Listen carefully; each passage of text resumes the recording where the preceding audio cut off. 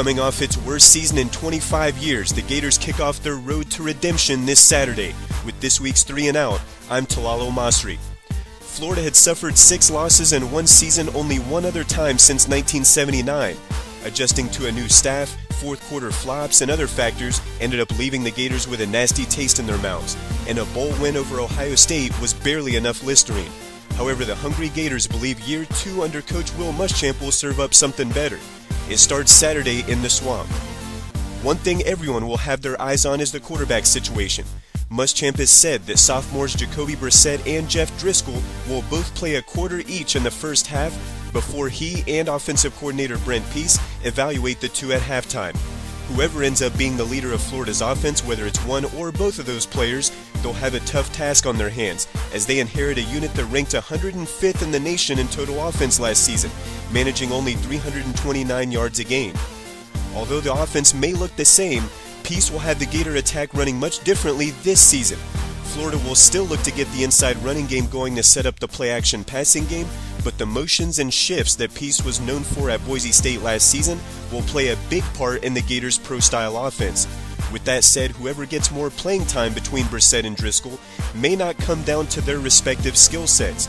Instead, it may come down to efficiency and who manages the offense better, especially considering all of its pre-snap adjustments. Muschamp has held all offseason that the 23rd ranked Gators can win with either QB. Both of them are going to play, so it's not you can look at advantage, disadvantage, whatever you want to do as far as that's concerned. I'm totally confident in both guys. They're both good players. They've had great competition. They've made our team better. They've made our offense better. They've made each other better.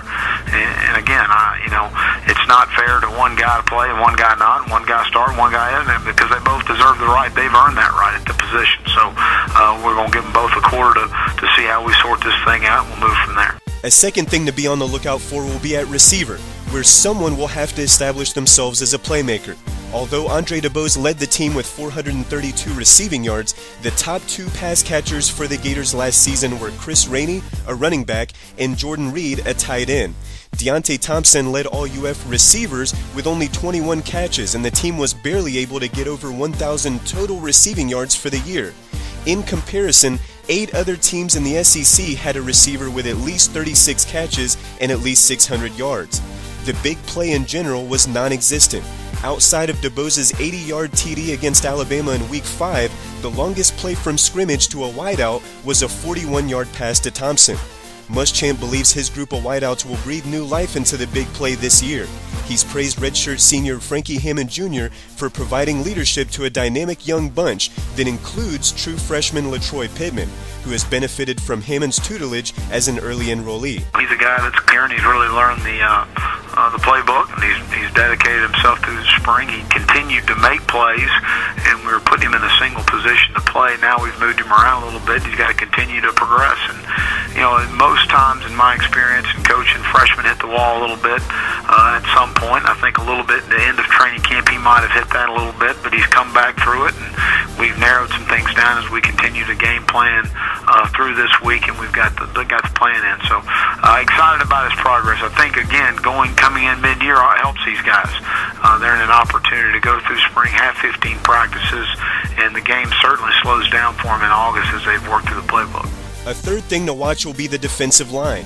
The key to the unit's success this season may be tied to the switches the team made, with Sharif Floyd returning to his natural position at tackle and Dominique Easley returning to his preferred position at end.